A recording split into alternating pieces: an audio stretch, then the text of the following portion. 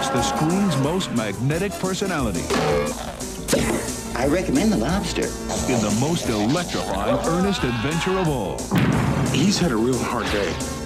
Ernest goes to jail!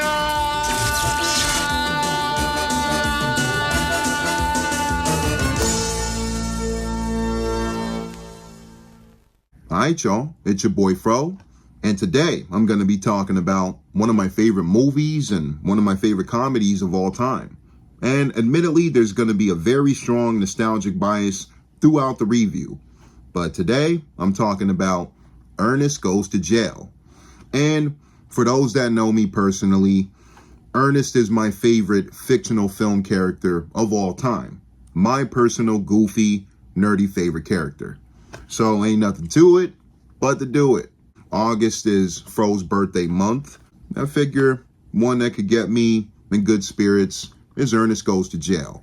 Now, I've seen this movie 100 times. No exaggeration, maybe in the 500 range somewhere. Now, my personal favorite Ernest movie is Ernest Scared Stupid, the Halloween one with Trantor the Troll, where the trolls are running around and turning the kids into wooden dolls. But which is also one of my favorite movies ever, top 5 for Fro.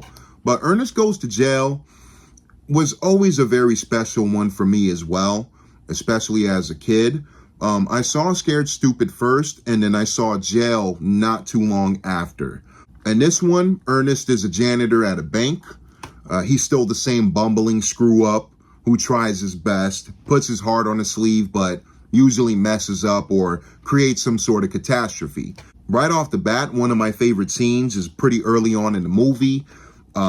Ernest is messing around with the wire work for the laundry spinning machine that he uses for the showering. He's messing with the wires, he gets electrocuted, and one night when he's looking over the bank, all these metal objects are following him, they're trying to squish him, he's running away, and he puts himself behind some bars, and he thinks he's safe. He's like, He thinks he's safe.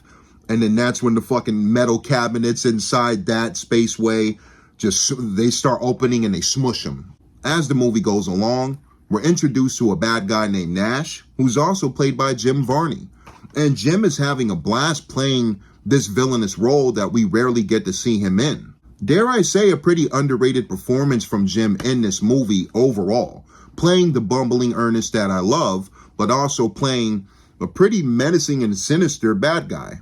Jim's voice is noticeably deeper as Nash, has that growl to him.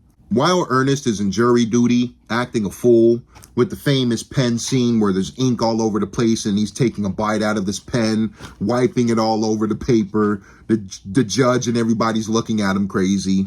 But Nash's main goon also spots out Ernest and realizes how very similar him and Nash are. He goes back to Nash to tell him about Ernest, and they decide to come up with a big switcheroo to get Nash into the real world and Ernest into jail.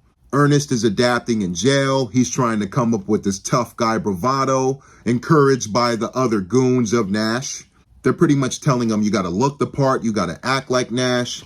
Nash isn't a wimp, and he's very well respected in the prison as a tough guy.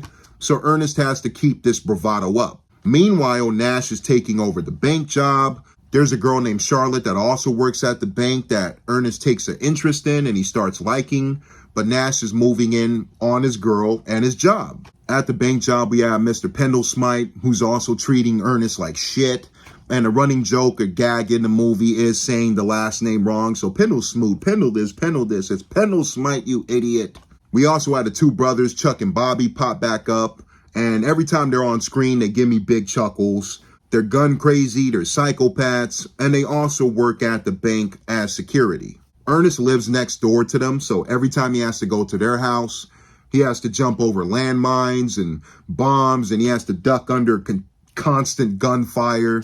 I do feel like a small percentage of this movie is pretty dark, because as we come to find out, Ernest is in jail, but Nash was originally intended to go to death row and to get executed in a chair. And this hits Ernest pretty hard, rightfully so, when he comes to find all this out. I will admit, despite how very, very goofy this movie is, the ending does get me a bit emotional due to how Ernest is in denial that he has to go to the electric chair, and then at the last minute, he eventually gives in. And of course, I do get the chuckles right back when Ernest turns into Electro Man and all the electricity rushes through his body. He's blasting doors open, he's knocking shit over, and it's an awesome sequence. But then the emotion kicks back in for me when Lyle, Nash's goon, who was silent through the whole movie, finally speaks up. He takes Ernest's side, he helps him escape, and then Ernest asks him, hey, why don't you come with me? Come on, let's get out of here. And then Lyle says, hey, I don't belong out there. I'd rather stay in here. And this little moment always got me in the feels. I always thought it was a nice moment for such a very goofy movie, and I thought it was effective. Ernest, things won't be the same without you. You know what I mean? If anybody does. So long, Lyle. I'll send you a cake. I'm coming, Charlotte. Come on. All right, we got you. Come on. Ernest is able to escape. He gets back to his bank job just in time to see Nash with a time bomb. He's ready to blow open a safe. There's a battle between the two that's very dope, and I love the use of the camera trickery in the sequence. It's Varney playing both. It's Nash versus Ernest. So they're swinging each other around, throwing each other over shit. They're going up over the wall. I always thought it was filmed in a very neat way.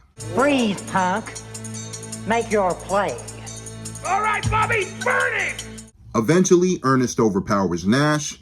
He takes the time bomb, lifts it up in the air, and we think Ernest fucking blows up. So there's a very sad 10 or 15 seconds. Everybody's like, oh no. But of course, Ernest comes crashing back down. He's charred from head to toe. Not as graphic as it sounds. It's like on a slapsticky kind of vibe. But he's like, I came, I saw, I got blowed up. And he falls over. And that's Ernest Goes to Jail. This review is rooted in nostalgic bias. So I'm looking at it from an extremely biased perspective. But again, this is all personal opinion. And, you know, this channel is all personal thoughts and views on what I feel with these movies. So on a technical side, if you look at this movie and you're like, what the fuck is the deal? What is Fro making a big deal out of? I can understand what you mean if you give this like a 6 or a 5 or 6 or whatever out of 10. But I'm giving Ernest Goes to Jail a 10 out of 10. I love this movie to death. I'm always going to love it. Again, Ernest is my personal favorite fictional movie character ever. And I love Scared Stupid. That's my favorite Ernest movie, but Ernest Goes to Jail, number 2 for me. But that's it, y'all. It's your boy Fro. Hope you enjoyed the review. One of my favorite movies of all time. I'll say it again and again and again. But yeah, until next time. Got more reviews coming up. Stay tuned. And I appreciate you. Peace.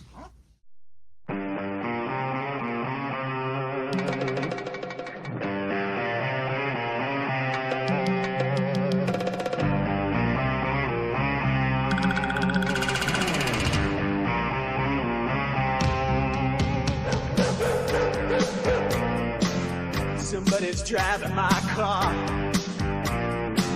Somebody's using my name. Somebody's kissing my girl. So why am I doing that? This ain't no pink champagne. This is a bullet chain. This ain't no swank hotel. This is a mob wife. If love is a crime, how come you get off and I'm doing time?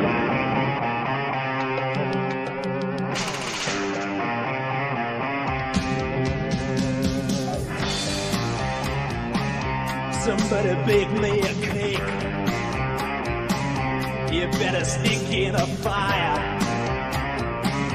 You better find me a judge. I've been set up and I'm doing time. This ain't no pink champagne.